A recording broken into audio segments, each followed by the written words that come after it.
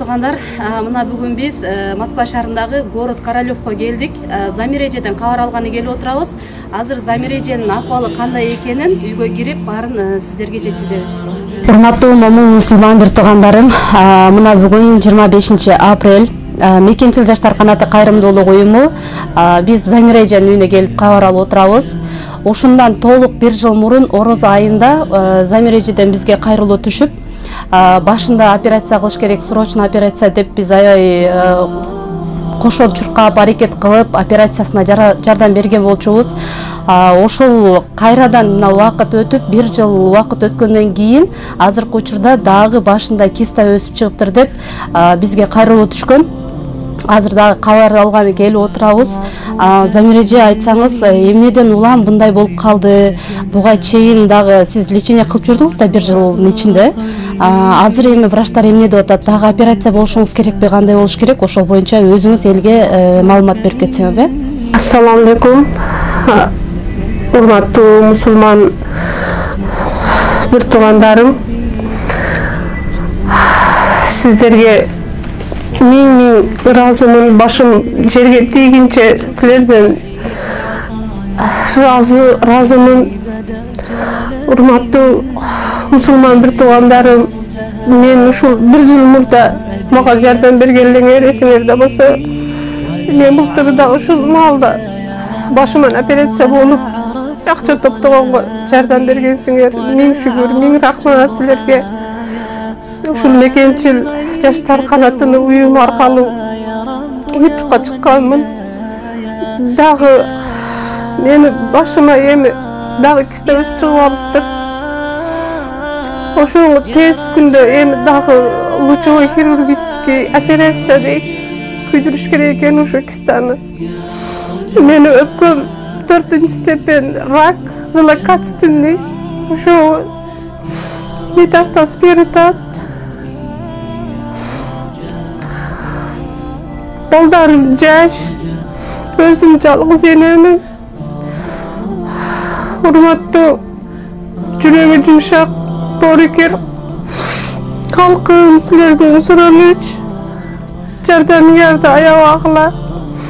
Балдарым үчүн жашашым керек. Балдарым әлі жаш, әлі паспорт жашыга жетип чоңоюп, толук иш кыла элек. Әлі чоң кызым студент, контракт окуйт. Şu 14 жаштагы кызымы мектептен чыгарып алдым. Ошо 14 жаштагы кызым азыр менин дарыларыма жеткизип берип атат. Айнанайын эл журт, силерден суранамын, жардам бергилечи. Ишине турган ата энем дагы жок Кыргызстанда. Же кыздарымы бир тайындуу атасы жок, карап бир көңүл бурбайт ушумалга чейин. Үмүтүм силерде, учубуз куру эмес билемин. Ушу Мекенчил жаштар канатыга миң рахмат. Былтырдан бери мени таштап койгон жок. Операциядан кийин дагы келип кабар алып, продуктаман кабар алып турушты. Менден кайткаса Алладан кайтсын. Миң таазим силерге, башым жерге тийгиче таазим кыламын. Ушу 23 мартта билинди башымдагы киста өсүп чыгып алган. Ошондон бери миң ойдо жүрдүм. Бир айласын табармын, дагы ютубка чыксам кандай болот деген ойлор болду. Бирок айласын тапканым жок. Өзүм 1-чи группа инвалидтиге чыгарышты. Кыздарым жаш. Кайра айлам жок. Дагы ютубка чыкканга мажбур болдум, мажбурмун. Жардам бергилечи, силерден суранычы. Кыздарым үчүн жашайынчы. Кыздарымын жакшылыгына жениде болоюн. Жакшы ниетте иштегени келдим эле. Урматтуу туугандар, мына Замир эженин дагы акыбалын көрүп атасыздар өзүңүздөр. Өзүбүз дагы келип үй шартын көрүп атабыз. Өзүнүн жанагы врачтардын бардык кагаздарын жана диагноздорун баарын көрүп атабыз. Чындыгында Замир эже аябай жардамга муктаж. Буга чейин ошол 3 кызы, мектепте окуган 3 кызы кошо иштешип жардам берип апасын карап келишкен.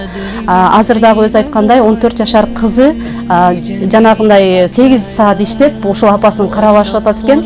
Ошого кайдыгер карабастан кыргыз элим ушул орозо айында жардам берип, операциясына керектүү сумманы топтошконго жардам берели.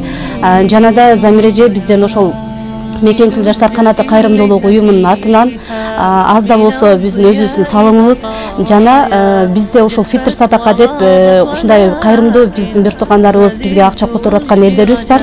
Ошолордун атынан дагы аз да болсо деп биз сизге алып келген сумманы биз тапшырып коелу. Кичине болсо дагы керегиңизге жаратыңыз. Бул сумма азыр бир бардык нерсени жаап кете албайт албетте. Ошон үчүн биз азыр видео кайрылуу менен биз кыргыз элибизден албетте ушул жүрөгү таза момун мусулман бир туугандарыбыздан жардам сурайбыз. Аллахым шифа берип жакшы болуп кетиңиз, оорубаңыз, ушул 3 кызыңыздын бактына бар болуңуз ар дайым. Эл кайдыгер карабайт деп ишенебиз албетте.